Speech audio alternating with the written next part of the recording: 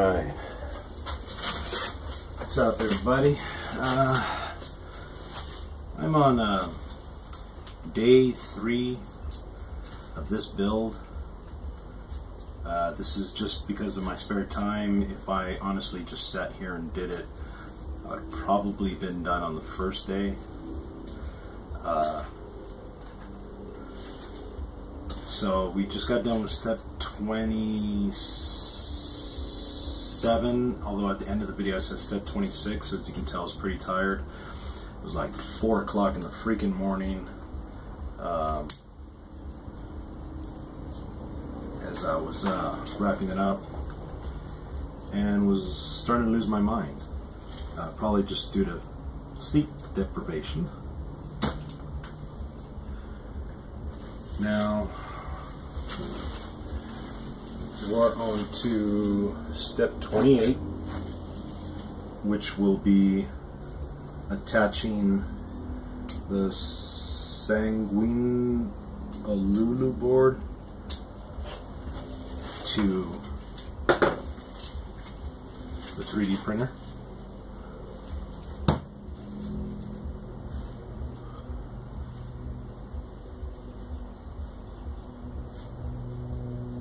We're going to be using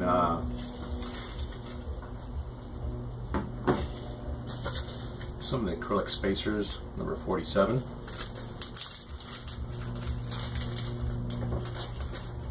And there are 4 of those. Depending on your preference, whether you're going to hold this on or not, you're also going to want to use a couple nylon spacers, number 48. And I kind of like the way this looks. I'm actually going to mount this. So, in a bag, you had parts number 63 and 64, which were, this is, oh hell, what number is this?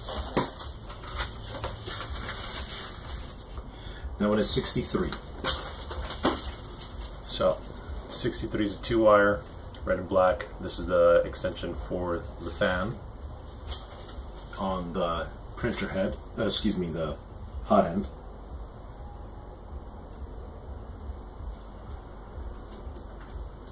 And we're simply just going to be attaching the red and black to the same ports as on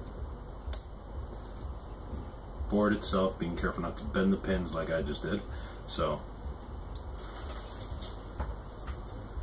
there we go. Kind of hard to see. Let me see if I can bring this a little closer. So as you can see, I have a red, a yellow, and a black going to this fan. It probably is reversible or variable in speed. I don't know, something. Really don't care. I can research on it later. I just care that it works and it turns on. Okay. You're also going to need part number 64, which is a DuPont cable. Now this is 4 pins, and if you notice, the color of the wiring is going to be different than the color of the stepper motor itself.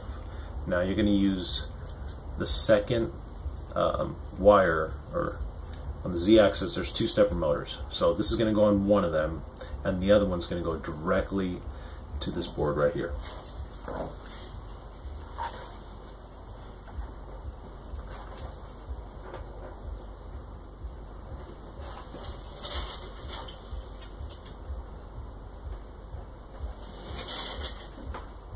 X-axis, and this is the Z-axis. Okay, now I'm going to do a quick cable demonstration just for the Z-axis. Now, when you plug in the Z-axis, the board is labeled, and if you can, I don't know if you can see that, it'll say Y, X, Z, E, and E means extruder. So it says set X, Y, and Z, and this is the E, and this is the orientation of the board. You're going to take your Molex connector, and if you can look right where the Z-axis is, there's another set of pins right there, and that's what this is going to plug right into.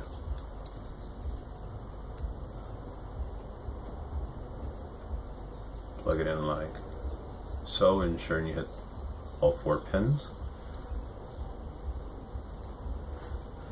Now keep in mind, this orientation has to be the same on this end when you're holding it. So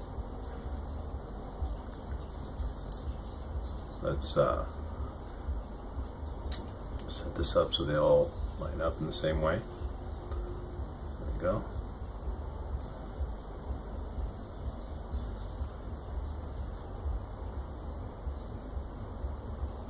Okay, so we are now going to take one of the Z-axis motors. The one closer is the one that I'm going to hook on directly. The further one is where I'm going to, on the right side, is where I'm going to hook up this cable. So I'm going to take this right back off just because I need to mount the board. So here's the shorter Z, and this is the cable that comes around underneath under the M10 screw. And paying attention to the orientation of this white clip, it's got 2 little notches that'll fit right here and guide it into this plastic back tooth right here, guide. Now I'm going to set up my Molex connector in the same way and just plug that right in. I'm going to take the second Z-axis motor, stepper motor cable. I'm going to plug it in just beneath it, ensuring a firm seat.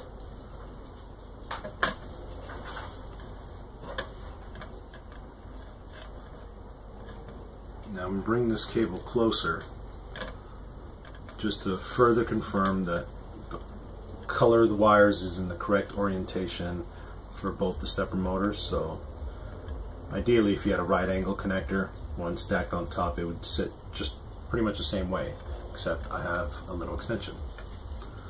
So that's for the Z-axis.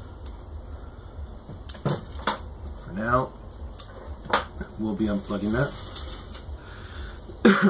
Now, in the, I'm not going to be doing it yet, but in the wiki page, it does state that you need to remove, or at least break, the terminal for the 5-volt feed going to this USB connector.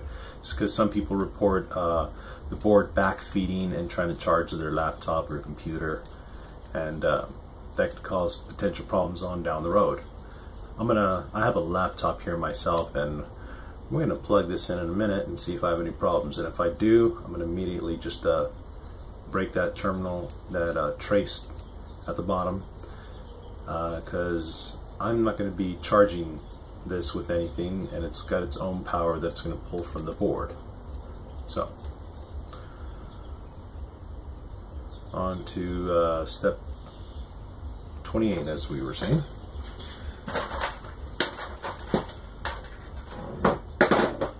Now, or rather 29 now that I just put on these wires, but we'll just call it 28 all the same. As you can see, I'm getting a little bit of a jumble of wires coming all to one side. Don't be afraid of it. Take your time. If you're careful, you'll have no problems whatsoever. Now, there's a train coming, so I'm going to pause for a second. It's George again. That train was so long, I had to make a second video. So, we're back at it. To attach this board we are going to need 4 of the 3mm by 5mm spacers, nylon, part number 47, and then 4 of the excuse me, M3 by, what number was that? M3 by 20 screws. I need 4 of these. Now for this particular set we won't use any washers, so those 4 there. And we're going to need 4 of the M3 nuts, part number 11. Now that's what's just going to be used just to mount this board physically to this part, the left side of the machine right here. So I don't know if you can see some of those holes in there. Now some of these holes are lined up just the same way as this part right here. Now if you look here, 1, 2, 3, 4, those 4 holes right there will line up with 1, 2, and 3 here. This hole up here will be what we're gonna attach this board with it above, like so. Making sure that you have the X, Y, Z stops above. The heat bed and extruder connections for the hot end will go right here, will be to the right, like so. Just my phone down, camera down. So yes, I do use my phone for everything, and if there's a bad audio on these videos, I might just do a voiceover. If you can make it out, my apologies. It's if I can do a voiceover, if I get a hold of a microphone and whatnot. Otherwise, sorry, but please deal with it. It's something's up with my phone, and I'll be calling Verizon Wireless for another one. And this is supposed to be a brand new phone that they just sent me. So we're going to take our board and ensuring the orientation of it, like so. So I'm going to ensure the orientation of this part, like so. So everything reads correctly. We are going to first take the M3 by 20 screws and drop those into the 4 corners. And this is the reason why I couldn't use washers. One reason is because it won't fit on this board. 2, it's because of the length of the screw with the nylon spacer attached. Will be pretty hard. We'll barely have enough thread to grip on the nut, that is. And as you can see, I'm just simply placing all these spacers onto the screws like so, letting gravity hold them. And I'm going to line that up with the 2 lower holes here, the upper hole here. I'm now going to take one of the M3 nuts, secure that, secure at least one corner of the board here.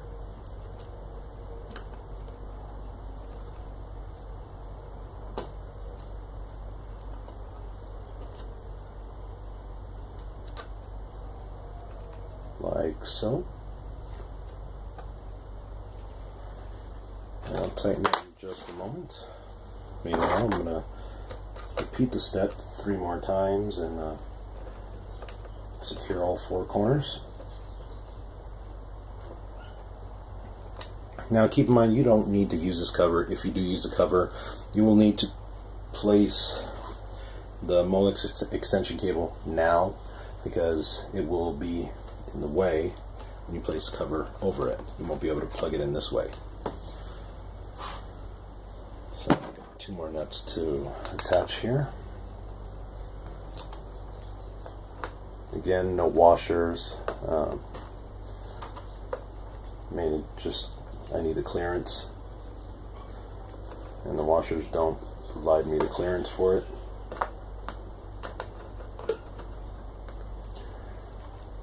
Also, again, I'll mention at the bottom in the description you'll see a link for eBay if you'd like to buy the same printer as I have here. You will get it 50 bucks cheaper than I did. You will also receive a second print head like I did.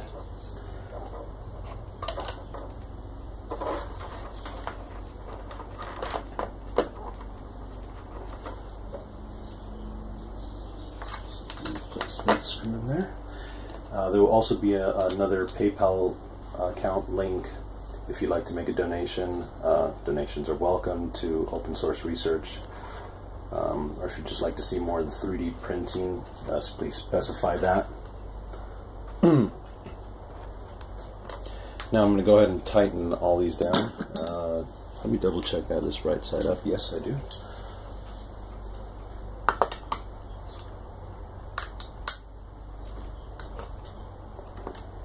Again, just using an ordinary pair of pliers to hold it. I had a crescent wrench. Matter of fact, I'll use that better. It's a little easier to handle.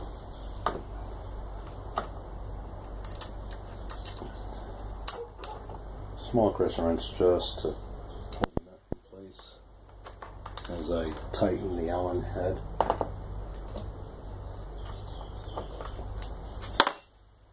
Okay. Now, for the sake of argument, we're just going to go ahead and place this extension cable again in here. Now, again, paying attention to the orientation of the cable to plug in this way. The cable to plug in this way. These cables should line up in the same way, but plug into the board from above. So it's almost if you just rotated this connector 90 degrees. That's the best way to visualize that. So now one of my Z-axis is actually already linked, and if you just bend the wires down so like that, that would be it. So some people may not want to put this plate on, but I'm going to go ahead and put it on now. For this you'll need the M3 by 40 millimeter screws, number 30, and place those into the outer and lower holes, upper and lower holes here, and the lower hole here. This upper one is for the reset, so you're not going to be using that one. You'll only be using 3 of the holes. Now, for extra spacing,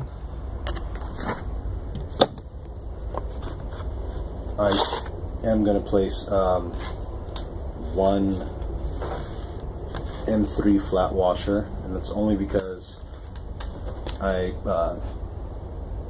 test fitted the piece before, a moment ago, before I turned on the camera, to see how it fit, and it just needs that little bit extra clearance. So, in my case anyways, where the capacitor sits. So we're now placing on part number 48 the 3mm by 28mm nylon spacers, and ensuring that none of these fall. I'm going to hold this at an angle so I can line up the first one and then the second one on the bottom.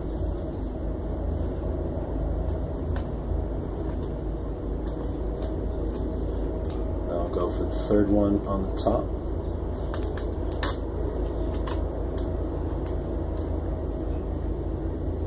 Apply constant pressure to one side here so I can thread on the nut from behind.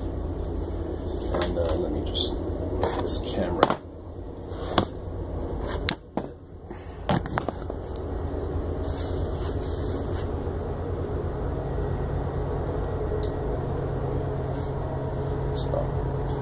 Right now I'm just holding these in place. Noisy train, sorry. Not going to be able to do anything about that right now. My hands are full. Bear with me.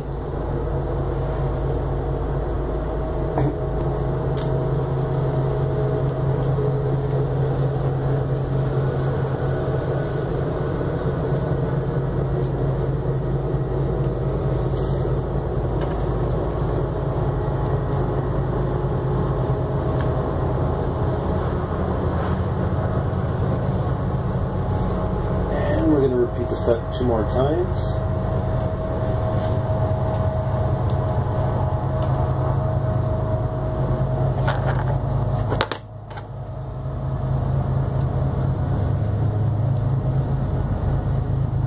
Much easier to handle the screw with the Allen key.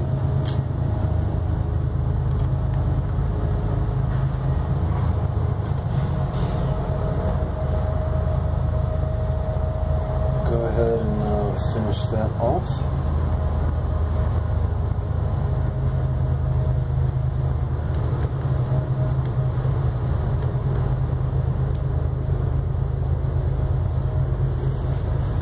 Okay, now I'm going to go ahead and tighten this down. Again, using a small little crescent wrench to hold the metal rear. To tighten this Allen screw for the front.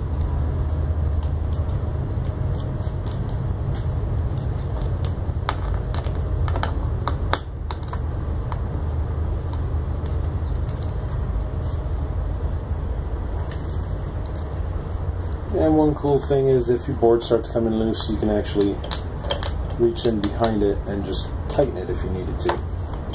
Provided through the other access holes here. And this one, of course, is just, well, exposed right there, so that was the problem. So we did have one spacer left over. That's good. You can always use it for something else later. We did have 2 of these acrylic black fender washers left over from the LCD panel.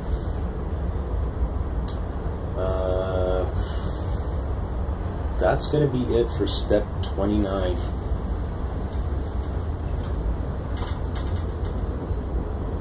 So, step 30 will entail making the final connections and turning this thing around and plugging it in and turning it on. So, thank you very much. You all have a good day now. Bye. See you in the next one.